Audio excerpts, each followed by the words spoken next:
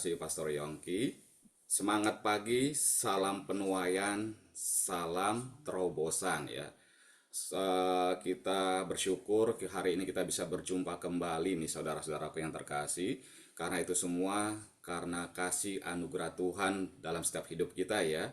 Damai sejahtera kiranya dari kuasa Roh Kudus selalu menyertai kita semua. Amin, amin, amin. Puji Tuhan, hari ini kita kembali bersama-sama untuk merenungkan sebuah sharing kebenaran firman Tuhan. Kali ini saya akan ambil renungan firman Tuhan kali ini, yaitu di kitab Galatia. Mari kita buka firman Tuhan. Galatia 6 ayat 7 sampai ke 10. Baik. Galatia 6 ayat 7 sampai ke 10. Saya akan bacakan buat saudara-saudaraku yang terkasih. Ayat firman Tuhan mengatakan demikian. Jangan sesat. Ya, sekali lagi, jangan sesat. Allah tidak membiarkan dirinya dipermainkan. Karena apa yang ditabur orang, itu juga yang akan dituainya. Sebab barang siapa menabur dalam dagingnya, ia akan menuai kebinasaan dari dagingnya. Tetapi barang siapa menabur dalam roh, ia akan menuai hidup yang kekal dari roh itu. Ayat ke-9, janganlah kita jemu-jemu berbuat baik, karena apabila sudah datang waktunya, kita akan menuai jika kita tidak menjadi lemah. Karena itu, selama masih ada kesempatan bagi kita, marilah kita berbuat baik kepada semua orang, tetapi terutama kepada kawan-kawan kita seiman. Haleluya. Saudara-saudaraku yang terkasih, hari ini kita akan belajar bagaimana kita melakukan hidup kita sesungguhnya sebaik-baiknya. Supaya apa? Supaya kita menuai hasil yang baik. Sebelumnya saya akan menceritakan sebuah ilustrasi nih. Kisah cerita ini mengajarkan kita bagaimana kita melakukan hal yang baik nih saudara-saudaraku. Untuk apa? Seperti dikatakan firman Tuhan tadi, untuk mendatangkan kebaikan buat kita diri kita sendiri saudaraku. Karena apa? Karena hasil yang kita dapat hari ini adalah hasil yang kita kerjakan sebelumnya. Cerita ilustrasi ini tentang sebuah kisah seorang tukang kayu, saudara-saudaraku. Seorang tukang bangunan yang sudah tua, yang dia berniat untuk berhenti bekerja. Dia untuk pensiun, karena dia merasa ini sudah melakukan pekerjaannya selama 10 tahun.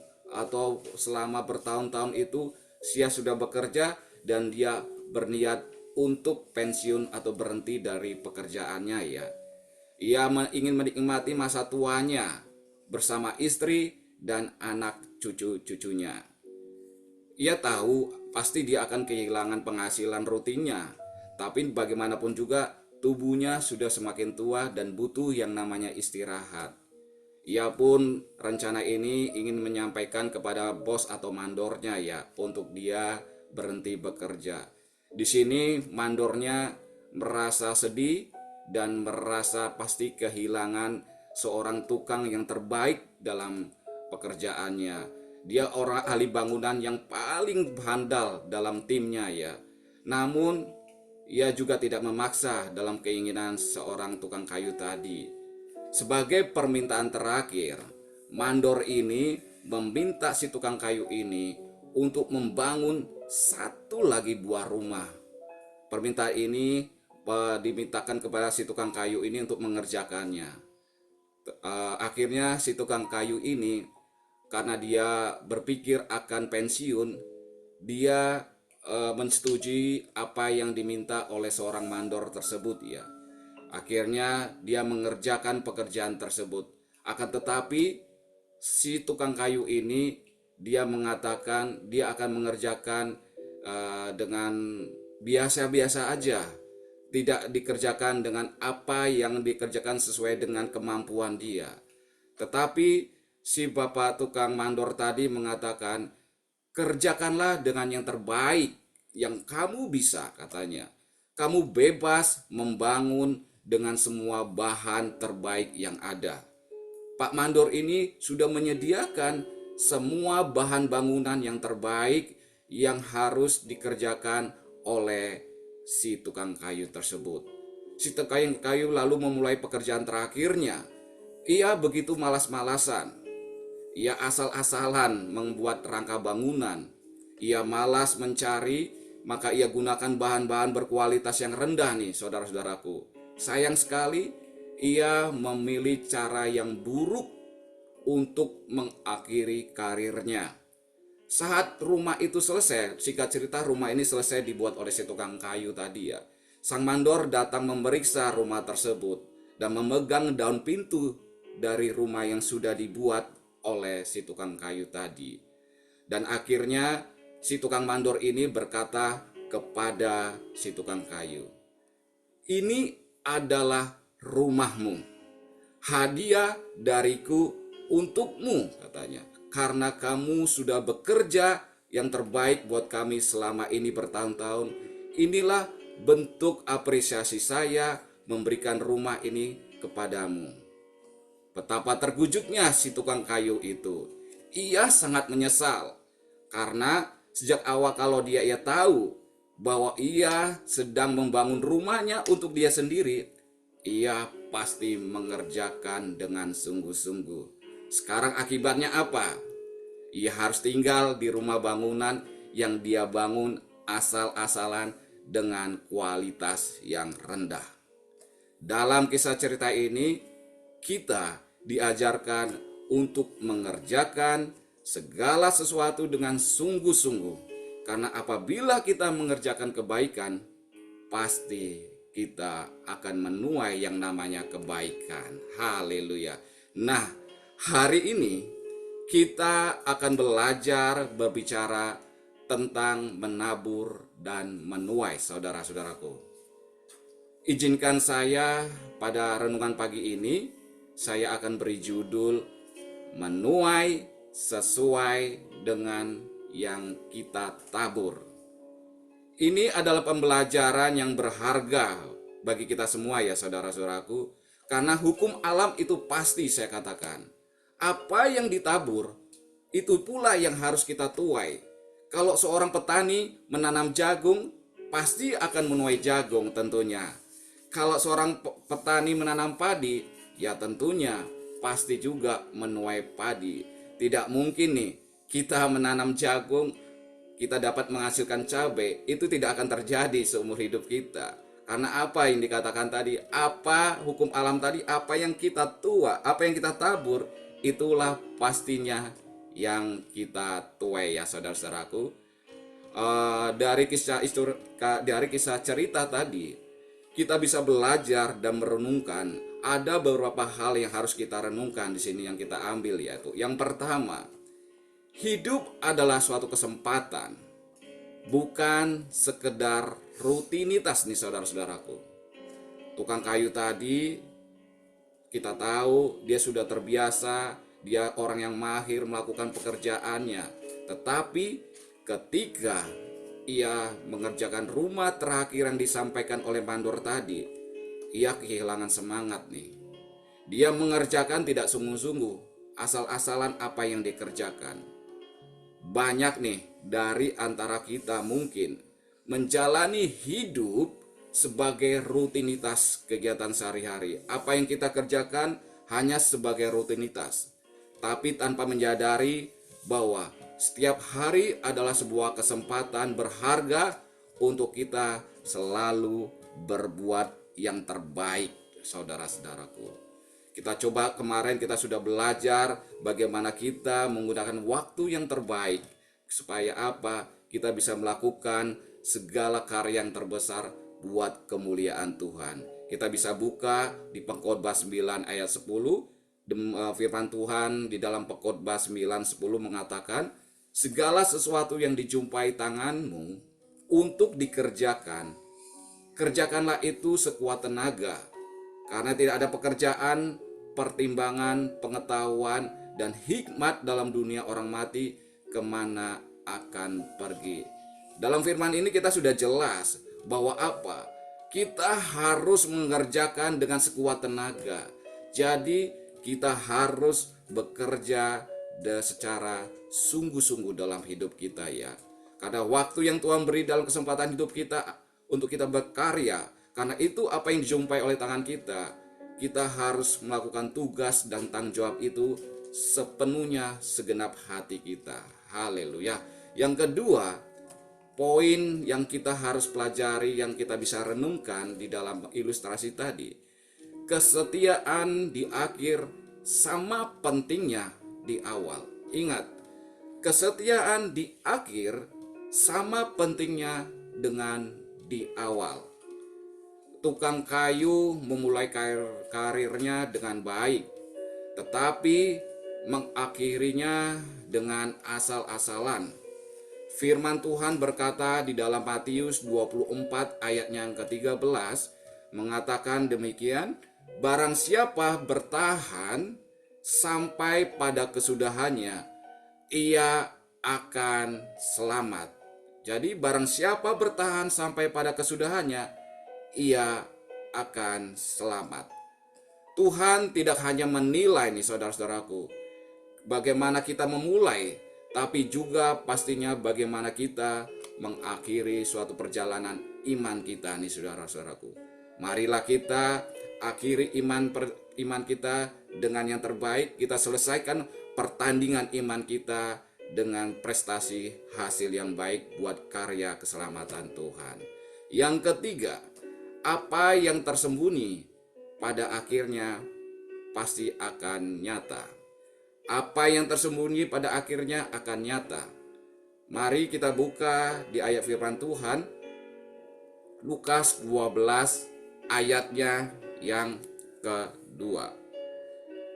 Lukas 12 ayatnya yang kedua. Firman Tuhan mengatakan, tidak ada sesuatu pun yang tertutup yang tidak akan dibuka, dan tidak ada sesuatu pun yang tersembunyi yang tidak akan diketahui. Tukang kayu tadi bekerja, kita tahu, asal-asalan. Mungkin berharap tidak ada yang tahu nih saudara-saudaraku. Tetapi rumah itu justru menjadi miliknya. Demikian juga setiap hal yang kecil yang kita lakukan, meskipun tidak dilihat orang, suatu saat akan terbuka di hadapan Tuhan. Ayat ini juga berfungsi sebagai apa? Sebagai peringatan terhadap saya dan kita semua untuk kita hidup tidak dalam kemunafikan ya saudara-saudaraku ya. Orang-orang mencoba menyembunyikan dosa atau kebohongan akan tidak dilihat atau tidak ketahuan, tetapi pada waktunya pasti ketahuan juga ya saudara-saudaraku, baik di dunia ini maupun pada hari penghakiman nanti. Oleh karena itu penting bagi kita untuk menekankan perbuatan dan perkataan yang benar dan jujur. Nilai poin yang keempat yang kita bisa ambil, setiap tugas adalah pelayanan untuk Tuhan.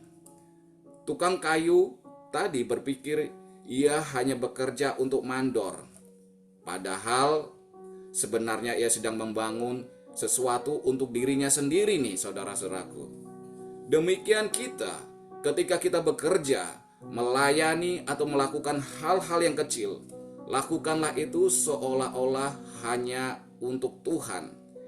Kita bisa baca di dalam Kolose 3 ayat 23, mengatakan dengan jelas firman Tuhan, apapun juga yang kamu perbuat, perbuatlah dengan segenap hatimu seperti untuk Tuhan dan bukan untuk manusia.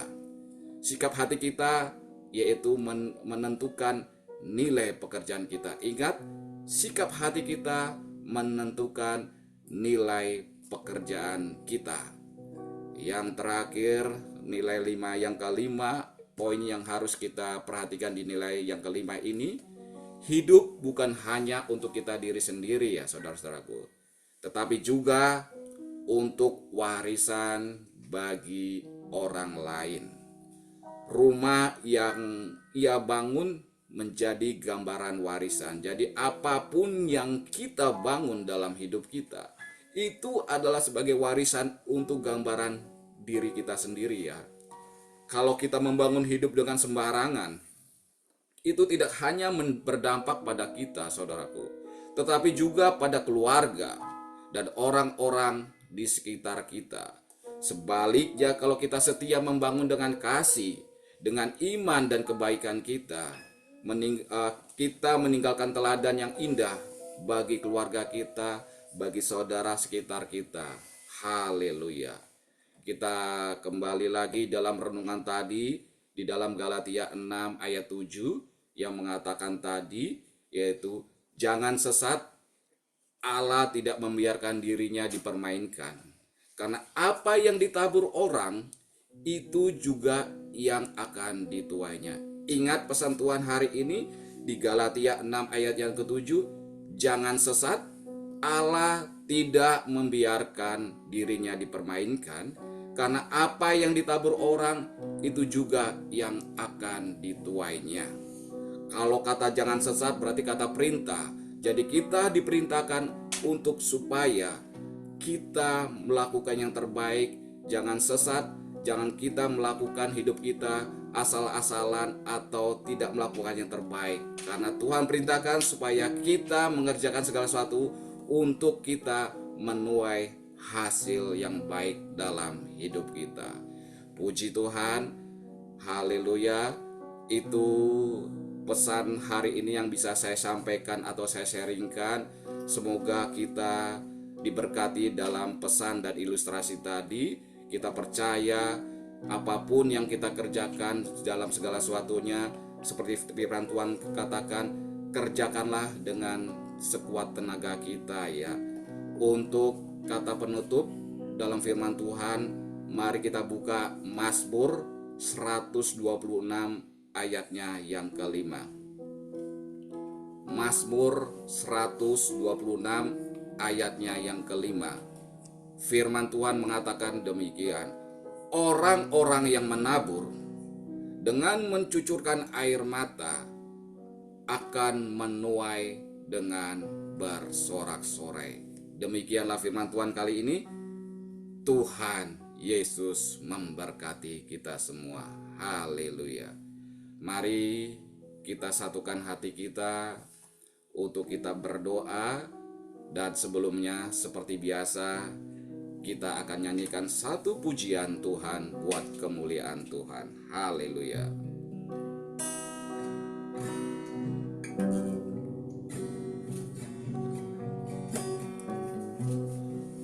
Bapa, Engkau sungguh baik.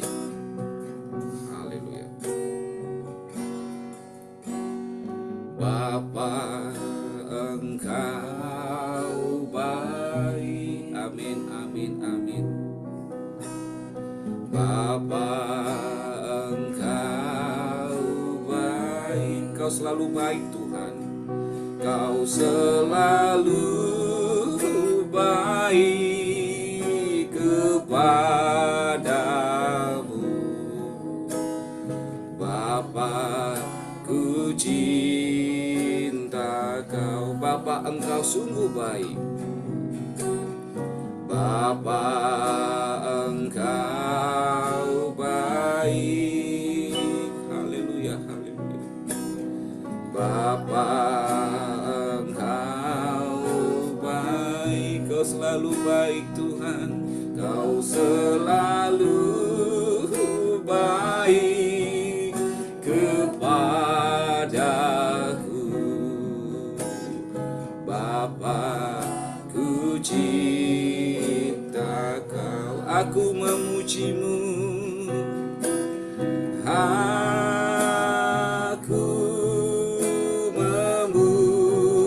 memuji-Mu. Aku menyembah-Mu. Aku menyembah-Mu. Ku nyanyi haleluya.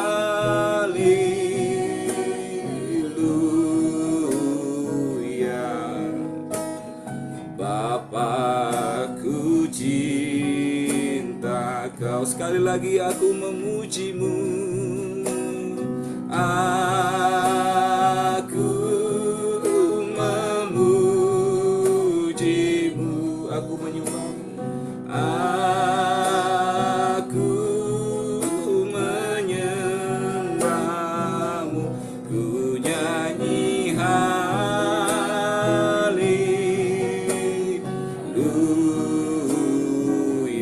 Bapa, Engkau baik. Bapa, ku cinta Kau. Bapa, ku cinta Kau. Bapa, ku cinta Kau. Bapa, ku cinta Engkau Tuhan. Bapa, ku cinta Kau. Berikan kemuliaan bagi Tuhan. Ku cinta Kau Tuhan.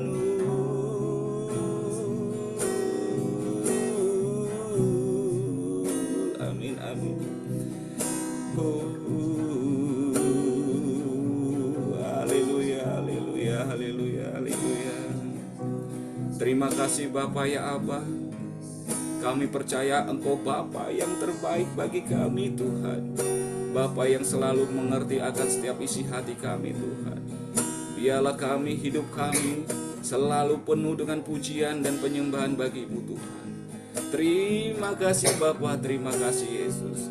Kami bersyukur buat pagi yang indah ini Tuhan. Kami bersyukur bisa merenungkan suatu kebenaran-Mu Tuhan, di mana di kitab Galatia 6 ayatnya yang ke-7 Tuhan. Kami percaya apa yang kami tabur itulah yang kami tuai Tuhan. Ajari kami untuk kami hidup yang terbaik Tuhan, memberikan yang terbaik, supaya kami menghasilkan kebaikan yang menuai kebaikan dalam hidup kami Tuhan. Terima kasih Bapa. Ajari kami untuk hidup selaku dengan kebenaran firman-Mu Tuhan. Biarlah firman-Mu hidup menjadi pelita terang bagi setiap kaki kami Tuhan. Terima kasih Bapa. Terima kasih Yesus. Biarlah berkat sukacita dari surgawi selalu menerangi setiap langkah hidup kami. Hanya di dalam nama Tuhan Yesus Kristus kami sudah mendengar firman kebenaran-Mu dan kami menerima berkat daripada-Mu. Hanya di dalam nama Yesus Kristus kami telah berdoa dan mengucap syukur. Amin, amin, amin.